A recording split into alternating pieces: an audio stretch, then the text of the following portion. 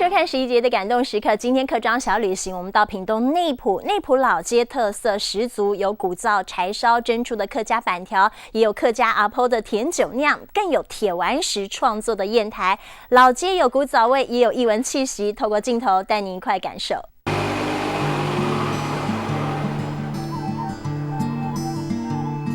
五彩缤纷的外墙为老街注入一股新活力。走进传统街屋，这里是林国基的创作基地。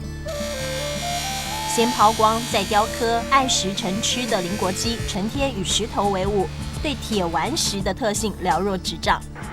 它很沉重，它里面带着黄铁矿。用大武山下的铁丸石创作，作品很有看头。因为铁丸石的外皮是黄色，里头是黑色，制成砚台，天然的色泽，再加上细致的质感跟纹路，让每一件作品独一无二。因为它黄跟黑的相间，我们做一个拆色的利用，把我们这个铁丸的砚台给它的那个特色，通通都发挥出来。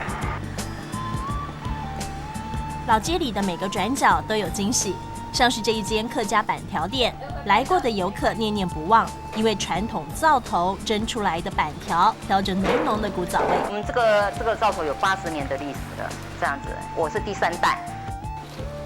熊熊烈火加上砧板的热气，厨房就像是个大火炉，温度高的直冒汗。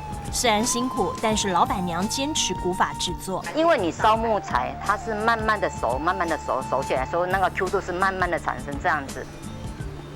就是要保留古早味，所以王惠美到处找木材来砧板。这样的面帕板养育他们一家3代，也是当地人难以忘怀的共同回忆。这是什么？甜酒酿。在老街也能够买到伴手礼。这间很有味道的百年老屋，卖的是甜酒酿。自己做的。我妈妈会做。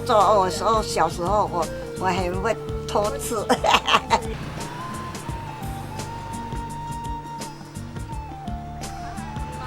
内埔老街的小巷弄很有味道，没有商业气息，只有在地产业坚持着传统。内埔这个客家小镇有着与众不同的老街风貌。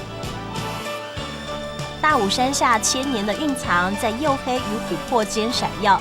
砚台的纹路恰如小象，细致丰富。柴烧的面帕板，阿婆的甜酒酿，丰富内埔的感动时刻。